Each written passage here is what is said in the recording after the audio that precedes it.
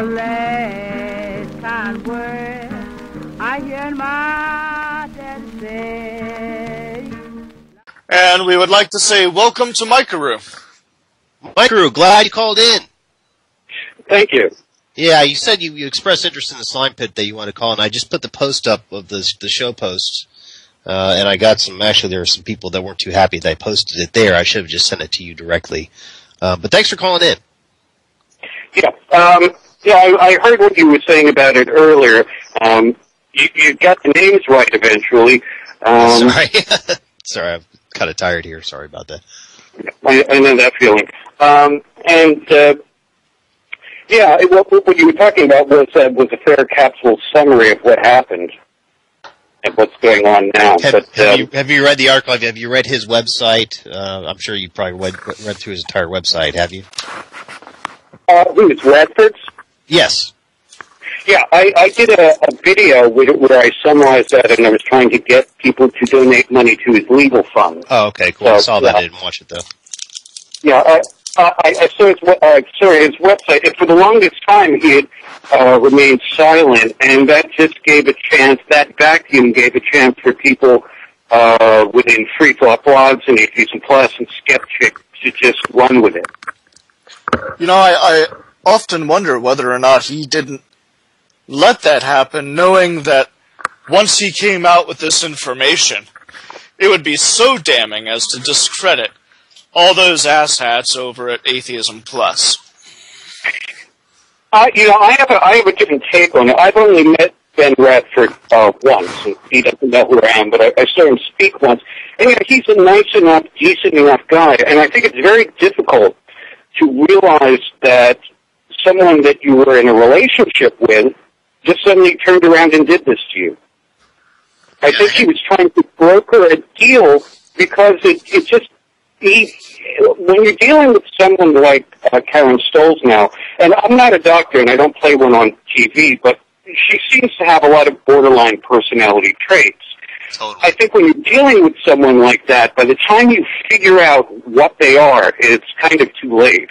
So they've already done the damage, and I've had that experience in my life before too. And reading the timeline that Ben Radford put up there, I can totally identify with the things he's going through, because it's the same. You see the same tricks that these people play. And again, I'm not a doctor either. I wish we had Dr. T on the show. I wish I should have tried harder to get her on. I just didn't have the time. But anyway, well, this thing is an ending tomorrow, so you do have time to follow up with Dr. T. Okay. Let's get some background on you. I know that you're a reader of ABFM and you have your own YouTube channel. You're a member of the skeptic community, right? Yes. Okay. So tell us what you think about. Let's kind of go towards. Let's talk about Atheism Plus and feminism's growing influence on the atheism community, and how it seems to have kind of hit a brick wall. What do you think about the co-option of the skeptic community and the progress that Atheism Plus has made thus far, and the pushback that it seemed to have gotten by a lot of prominent members of the skeptic community like Thunderfoot and TJ? Tell us how you feel this thing is working out. I talked a lot with Justin Bacchial about this, and also with the Amazing Atheist. I want to hear your take on it. Well, you've got two things that are co-joined that aren't really may not belong together. You've got atheism and skepticism. Atheism isn't a belief system; it's just a lack of belief. And you can be an atheist for any number of wrong reasons, including irrational ones. You could not believe in God because you think that religion is cramping your style, not for any critical reason. On the other hand, skepticism is actually a methodology of empirical verification. So you've got people who are conflating the two terms, atheist and skeptic. And you've got a lot of people who have recently come into the atheist movement and then tried to add all of this other social justice stuff into atheism that really has no place. Although I'm not saying there's no place for things like social justice and humanism and various rights groups. but not in atheism. They have their own groups, and if you want to pursue that thing, there's already structures in place. So there's the co-option of atheism right there. And in the skeptical movement, there's people who have come in, and I refer to them as rule-peddling carpetbaggers, who come into the skeptical community because it's the same reason. You ever notice during some administrations in the United States, when they put someone in charge of, say, the EPA or the FDA, there was someone who formerly worked for a drug company or was a company that was the biggest polluter. Yes. You won't put people in a regulatory position, even though it's at odds with what they actually do. And I think a lot of these people came into the skeptical movement to keep it close to them, so that they could claim to be skeptics and use skepticism as a stick to beat other people, right, without internalizing any of the methodology of skepticism. Go ahead. I'm sorry. The shortest way to put it is you've got a bunch of people right now in the atheist and skeptical movement who are frauds. It seems to me, first and foremost, that feminism, being an ideology, is fundamentally, because it's an ideology, it's like a cult in and of itself. It really is. It would be fundamentally incompatible with any of the values of the skeptic community. And it amazes me that Atheism Plus has had as much success as it has. Why do you think they have had? I'm not saying they're incredibly successful. The amazing atheist says that they're going to be gone in 5 years. But what do you attribute their success to? Well, it's the same reason why people voted for the Patriot Act without reading it. I mean, you're not going to vote against something called the Patriot Act. I mean, you can have a piece of legislation that's called the Happy Puppy Eating Kitten Law, and who's going to vote against it? So when they come across saying that they're for social justice and equality, who wants to be against that? Sure. And again, I mean, you can make a kind of. I've said a lot of these people deal with the world at large the same way that they deal with their own fucked up dysfunctional relationships. And by the time you figure, just like a borderline personality, by the time you figure out what they're all about, it might be too late. So the only people that Atheism Plus is really attracting are the type of people who aren't skeptical enough to ever read the fine print to begin with. There's various. I mean, you can't assign any one motivation. There are some people who adhere to it because they really believe in the principles and they think they're doing good. You've got people who are just too dumb to know the difference. And you've got some people who are just over con artists. I mean, I would put someone. I mean, just to name names. I mean, you've got some people that are true believers, but I think someone like Rebecca Watson or P.Z. Myers are just con artists. Yeah, I mean, what they're trying to do is just use the movement for their own personal aggrandizement, and so they don't really have to work for a living. Although P.C. Myers has a nominal job as kind of a biology teacher at a community college in a town of 5,000 people, and he hasn't published anything of note in 20 years. Mike Carew, we've got a question from someone in our chat room named Astro Kid. He says, what do you think will be the end game in the skeptics community? It's been 3 years, and none of the big shots have come together to fight the madness. I don't know if that's an entirely accurate assessment, because I have seen a couple videos where some skeptics have sort of come out and have taken some soft swings at Atheism Plus. But what do you think is going to happen? Well, I can't predict, but I see the point of the question, which is, there's a lot of bystander effect in this. The story of Kitty Genovese, who was stabbed to death while a bunch of people looked out the window, and everyone thought someone else was going to call the police. And we've got that. When people see other people being attacked, they don't want to get involved, and they figure, well, someone else will do something about it. But no one else is going to do something about it. And the case with Ben Radford is, I mean, this really is a test case on a lot of levels, because if people don't do something about this, they're not going to do anything about anything. Right. I mean, this is so egregious, and it's so clear that he's a victim of a false accusation and evidence that was fraudulent. But, I mean, to take how they're dealing with this, you could take the Center for Inquiry, which did a nominal investigation of some of the claims that Stollznow made, and it seems as though they wanted to split the difference. They didn't really believe that he had done anything wrong, but based upon her forged emails, they claim that he sent inappropriate emails. So they censored him just enough to make it seem as though they were willing to kind of throw him slightly under the bus for the sake of appearances.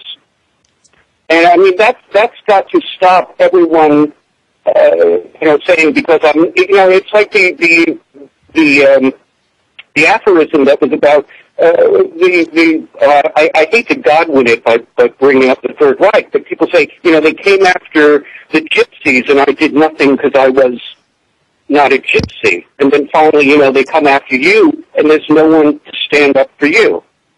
And people have to start standing up for people against this kind of abuse and dogpiling and witch hunting, just on principle. Do you think that's happening? I mean, aside from yourself, and I know that there have been some very vocal supporters of Radford.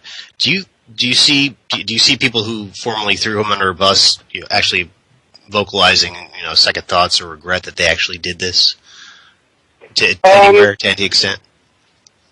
Well, there's still a lot of people that are conciliatory, and there's a lot of people that respond to the claims that if you disagree with any of these people, you're against equality or you're a misogynist, and sure. They'll go for that. And there's people who are just so enamored with their own image of being, conciliatory and the only adult in the room and reasonable, that they'll keep trying to engage these people in rational discourse when they've long ago proven that they're incapable of it. But the end game is either people do something about these carpetbaggers, these people attacking other people, making false accusations, or the atheist and skeptical movement will die. At least the online version of it will. And if that's the case, then it deserves to. Well, yeah, this is, that's the economics of the free market apply to ideas as well. For those who are interested in helping Ben Radford, go to Rocket Hub. The site is Rocket Hub, and look for the Ben Radford Legal Fund. For those of you who are in chat, I'm placing that in there. And look, folks, anything helps. $5 here, $10 there.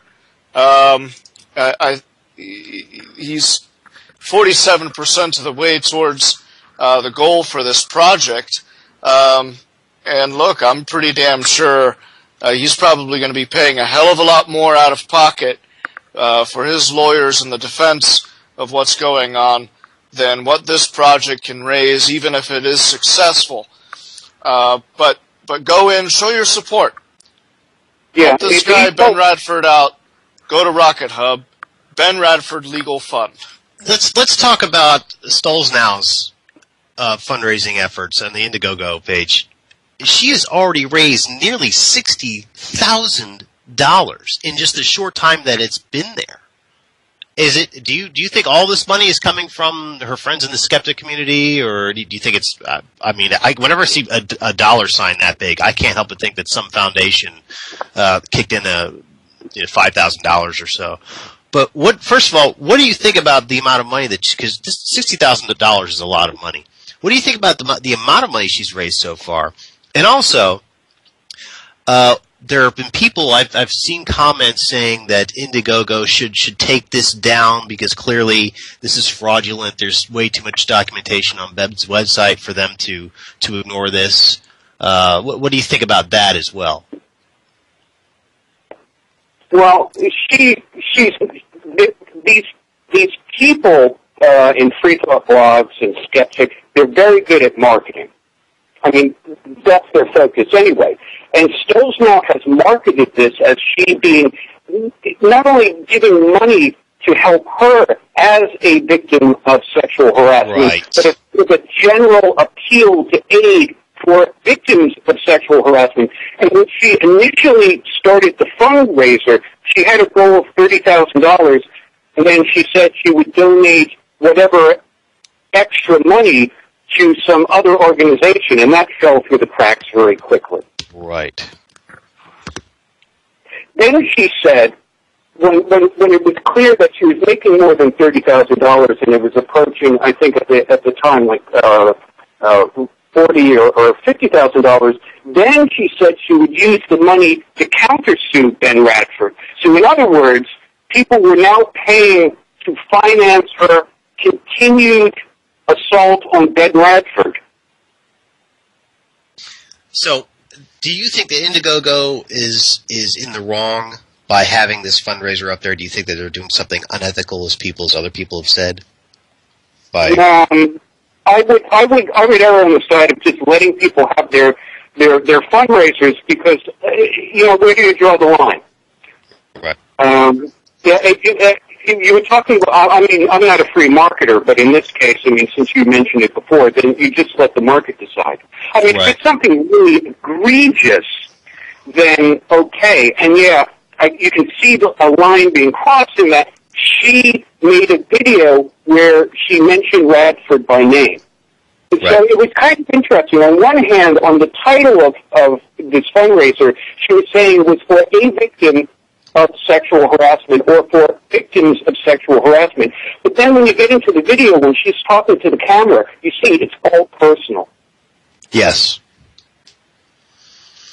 What do you think will happen if this case goes to court, or maybe it'll be settled out of court, and Ben Radford wins?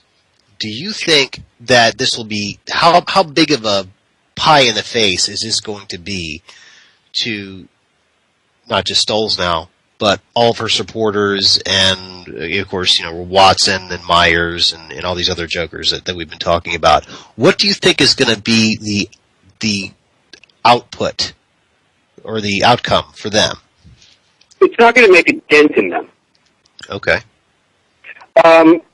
Well, first of all, Radford initially tried to settle without this going to court, and he got strung around. Apparently, Stollznow was using this negotiation process to see Right. what he had, and also to make him expend resources. Yep. It might be the case where he still wants to settle out of court, which would be unfortunate, because at this point, he's fighting for his life. Yes, there's no doubt about that. He's got to leave conventional weapons behind and just, for lack of a better term, destroy her in court. It's the only way that he could come close to clearing his name. But as far as people like P.Z. Myers and Jason Thibault and Stephanie Zavon, it's not going to make any difference to them whatsoever, because they're like the doomsday cultists who stand on top of a mountain waiting for the world to end. And when it doesn't end, they sit around and go, oh, wait, we didn't carry a one here. And they fix a new date. And what happens is that every time that a kind of a cult organization hits up against reality like that, yeah, some people wander off. But what we're seeing with Free Thought Blogs and Atheism Plus, some people wander off, but they start maintaining a denser core of hardcore fanatics. And that's what will happen. If they are completely devastated by this decision, there are going to be some people that walk off. But the core lunatics, the people who have something really invested in this financially, psychologically, or otherwise, it's not going to make any difference to them. In fact, they may just double down. I would think that they would double down. What they're going to say, speaking of pie in the face, was that this is absolute proof of the patriarchy, and in fact, the fact that Radford wins the case shows the systematic oppression that women experience at the hands of men, and indeed at the male-run state. Yeah, but the thing is, if that were the case, and this had some bearing on like a general rape culture where this kind of harassment is lauded or tolerated, how the hell did she get $60,000? Well, yeah. Well, I mean, some people don't like it. We can certainly point to that, but of course they'll say, well, this shows us that the revolution is up and coming. Prepare for the revolution. And once again, just like other people have been saying for a while now, that these individual efforts and the funds going towards these individual efforts show that there is this wanting change on the horizon, that the majority of people, individuals, actually agree with them, but are too afraid to come out and actually say anything other than to drop an anonymous donation, that type of thing. So I don't see the $60,000 being raised as any barrier to their rhetoric at all. I think, in fact, they would simply twist it to bolster their own rhetoric. I think what this shows is the danger of trying to establish test cases like this, trying to use these sort of things to prove some larger societal point, in which Ben Radford becomes sort of the poster boy for harassers, and there's a greater social good in his destruction. When in fact, from Stollznow's point of view, this could have snowballed out of control, as she told a few people, and it might have been that she might have been limited in these accusations to trying to hide from her husband that she was still pursuing a sexual relationship with Radford while she was engaged. It could have been limited to because they had to split their time on a podcast, Radford and Stollznow, Monster Talk. It could be just that she started these accusations with CFI just to get him off the podcast. Well, yeah, because he did the accusations. He seemed to start having trouble with her when he accused her of not pulling her weight on the podcast to the other co-host. He said, "Listen, she's not pulling her weight," and the other guy agreed with her. So I guess that's a big red flag there. So, and again, of course, there's the wanting an alibi for wanting to carry on an affair with Ben, even after she was engaged. I think that I thought that I had saw it on the website somewhere that she was actually still trying to pursue something even even after she was married to the guy. So you're I think it was bad enough for what Stollznow did to Radford on a personal level. But then you've got people running around like Amanda Marcotte and P.Z. Myers that are now using this as a sort of a Reichstag fire, right, to put their own agenda. Right. That's the dangerous part. Let's talk for a minute about the actual damage this has done to Ben Radford. Now, we know that he's lost a lot of friends. I don't know to what extent, I don't know fully to what extent this has affected his employment life. To your knowledge, is this guy really scraping for money right now? Does he have a hard time getting work now because of this? I don't know. I know you only met him once, but... Well, this is just what I know from second and third hand sources. But obviously, it's hurt his standing in the community. But more than that, in the age of Google, the fact that his name is associated with. In fact, if you Google Ben Radford, the first thing that's going to come up are some articles from Skeptic calling him a sexual harasser. Right. I mean, and that's never going away ever. No, that will never go away. No. You would hope that people would be more careful about making these sort of using someone as a prop for their agenda, but they don't care. No, obviously they don't. And I just to add to this, I myself have been the victim of false accusation in a professional environment. And I can tell you that it never goes away. You know, you'll never. It's once that gets out there, it sticks with you forever. And that's why I think it's very, very important that Radford sues for every single dime he can get. Not just to make a point, but to try to salvage his life. Because this kind of thing, it just never stops. It never goes away. Well, he's got to use the courts to not to show he's not guilty, but to prove him innocent. Right, absolutely. He's got to. Which is possible in a civil case like he's bringing. Sure. But as far as his name being associated with this and being in search engines and the fact that even if he wins in court, these people are still going to write the same crap. You know, he's hurt irreparably by this, and I don't see any that going away. It's a scarlet letter, right? And this is. You know, this is one of the things we do have a tendency to talk about is the fact that there's always this cloud that hangs over an individual who's been accused of these types of crimes for the rest of their lives. Where is his actual justice? I mean, even if he wins the case, this is a civil case, not a criminal case. I don't think that she's going to face much in the way of reprimand. No. It's also fair to say that she will probably never. She's got enough supporters, and of course, there's all these people that have been rooting for her for the entire time. Even though she might have to pay a large chunk of money, which is going to hurt, and I hope it hurts, she's always going to have people that will let her cry on their shoulders. She'll always have supporters. Like you said, people will still write about this, and they will still name Radford as the bad guy.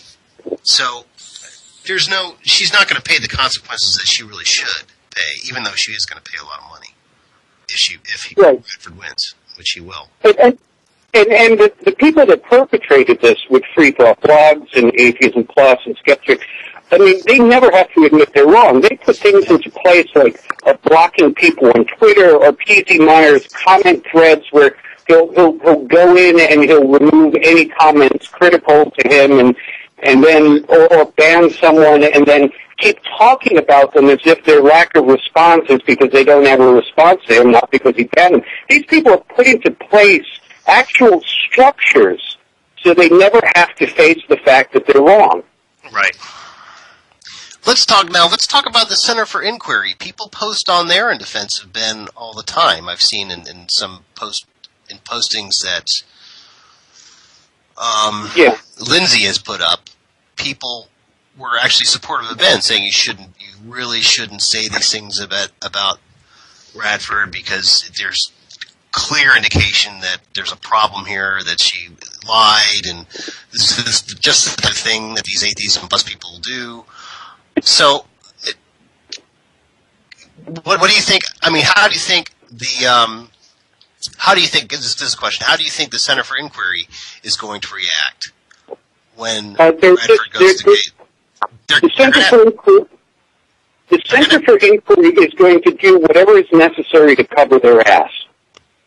Do you think they'll write a retraction or something? Do you think they'll say, hey, listen, we're sorry, we wrote these things about Radford, clearly we were wrong? Do you think, I would hope they would have it within themselves to do that. If they write a retraction, it's going to be in the most spineless, legalistic language possible. You know, the Center for Inquiry or previously CICOP was founded by a noted skeptic, Hertz, and they wrested control of it for him. He got to see his organization co-opted before he died. Really?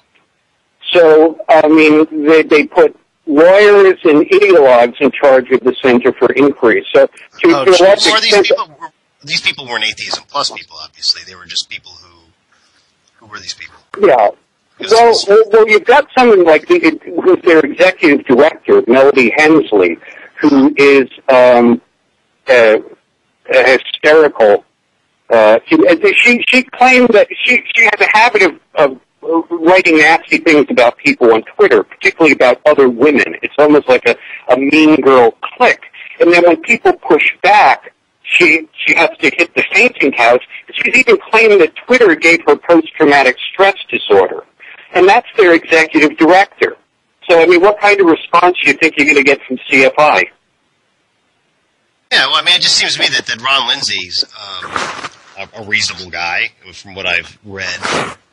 Even though he's kind of thrown Radford under the bus, but it just seems that I don't know. I would have hoped from him at least to have some sort of apologetic retraction, saying, I jumped the gun here or something. Now, but I guess in the Radford accusation, the only thing Ron Lindsay cared about was those parts of the accusation which he found false that would affect his fundraising. Right. Okay. That's the only thing he cares about. Okay. All right. And he did give a good a good little skeptical kernel talk at a Women in Skepticism conference. Right. Yeah. That's and then he hit the outrage, and then he backed off. Right. Did he really back off? I mean, I thought that he stuck up for himself, because when Watson wrote a response to it, he stuck up for himself against Rebecca Watson. But if you're not going to stand up against Rebecca Watson, you're not going to stand up against anyone. Yeah. Oh, wow. True. Wow. Yeah, so I am kind of, I was a member of the skeptical community for a long time. I mean, following it, not in any noticeable position. And then I was a member of the National Capital Area Skeptics, and then it went by the wayside. And I came back into it in the last 3 years when all of this started. And I'm just appalled at some of the people that we have in the movement now, and some of the directions that it's going in. And I don't have a lot of hope, because really, I mean, if the skeptical community can't inoculate itself against these kind of people, what good is it? Yeah, that's what I've been saying all along. The skeptical community, what they value is, from what I've seen, the core values are, we are anti-ideology, we're anti-dogmatism. And these Atheism Plus people, they're all about dogmatism. They're all about this feminism. It's all dogma. And I've seen a lot of people hold the line against this kind of stuff. But then, as you've said, and I've seen myself, a lot of people have embraced it, and saying, "Oh, well, let's go ahead and be about social justice. How could we possibly be against gender equality and all this?" But it's clearly, even from an outside observer like myself, it is clearly ripping this community apart. It's ripping people's lives apart, obviously, with Ben Radford, and it's really making the entire community look bad. It really is. Well, unfortunately, in the process, you lose a sort of check and balance on society. I mean, before you had a lot of intellectuals who were willing to sit down and take a look at evidence in an objective fashion, or as objective as what they possibly could, given their individual circumstances, and then communicate to the rest of society those findings. And we stand the chance of losing that. That is a very important check and balance inside of any society.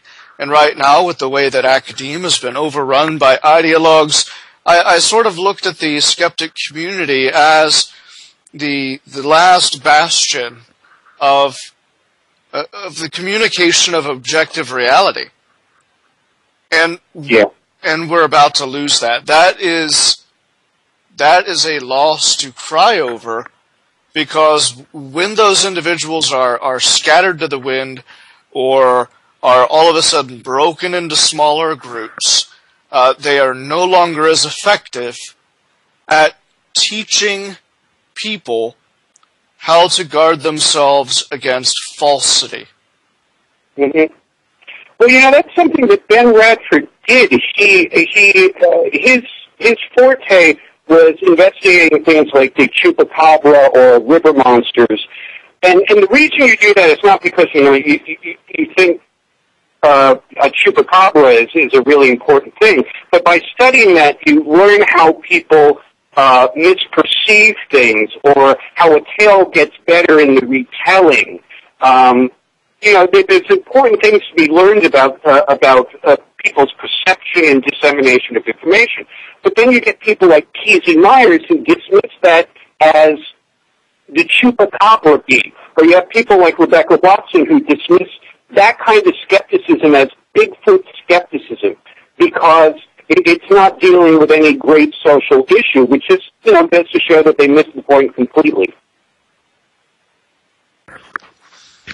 Well, this is an unfortunate development, and I hate to say it, you're not providing us any hope here, Mike Carew. Yeah. I'll give you one bit of hope in that in a schism like this, where you've got people coming in who are basically just really superficial and shallow. You've got people that are running around wearing one of Amy Roth's surly ceramic necklaces and that say science, and they go, "Oh, well, I'm wearing a necklace, so I'm into science," even if they don't know a damn thing. It's good to separate those people out, and I think this schism has done up. At least at least the schism has kind of been a rectal thermometer, so we could spot who the assholes are. Nice. Oh, that yeah. hurts. That was sweet. Well, even better. It could be a Raoul just to see how deep the asshole goes. Well, I'm not pursuing this metaphor. Mm-mm. You guys can run with it. But yeah, I think there's hope in the long run that hopefully these people will kind of get tired of pretending that they're skeptics, or tired of pretending that atheism can be turned into a belief system, and they'll wander off and infest somewhere else, hopefully. Well, or they could just get a job. I don't know. right. Yeah. Well, listen. Okay. I mean, the horror endgame for someone like Rebecca Watson is eventually she'll have to get a job. Right. Yeah, eventually that fry station in the sky will call to her, and she'll have to go there and either become a world-class stewardess or work the fry station at McDonald's. Stewardess, you sexist bastard. I know. I'm such an asshole. All right. Well, listen. That's about all the time we have. Mike, stay on the line because I want to talk with you after we call the show, please, if you would. But thanks a lot for calling in. We really appreciate it. I was looking forward to you calling in. You've given us a lot of great information, and this has been a really good show because of it. And thanks a lot for calling in. Vito Bogan, again, always a great show host. I'm sorry, say again? Give the links again. The Ben links? Radford Legal Fund. Yes, Okay, I'll go ahead and give those out. Folks, you need to go give me just 1 minute here. I had it just a moment ago. The Ben Radford Legal Fund on Rocket Hub, the world's crowdfunding machine, is their motto. Rocket Hub, Ben Radford Legal Fund. Look, folks, they're 47% of the way. And I promise you that 47% is probably representative of less than 1/10 of what this guy is really going to be paying in order to take care of these types of problems that he's got. Are you looking at it right now? How much money has he raised so far? $4,645. Okay, good. So in the past couple of days, people have actually been donating. Yeah. That's good. Yeah, that's great. Please, people, please consider donating to this. This really is important. Look, that he has some resources to deal with when he goes into battle here, because this really is a big deal. And look, this is really a matter of putting your money where your mouth is, as far as the idea of helping men and boys, especially with a clear-cut case like this. I mean, yeah. of a malicious false accusation. So absolutely, Rocket Hub, Ben Radford Legal Fund. All right, everybody, that does it for tonight. Thanks again, Feelbug, and thanks again, Microroo. James, I think we're going to call it a night. Do we have any advice for the listeners? Absolutely. Take the red pill. This show has been a production of A Voice for Men. We thank our guests and listeners for joining us.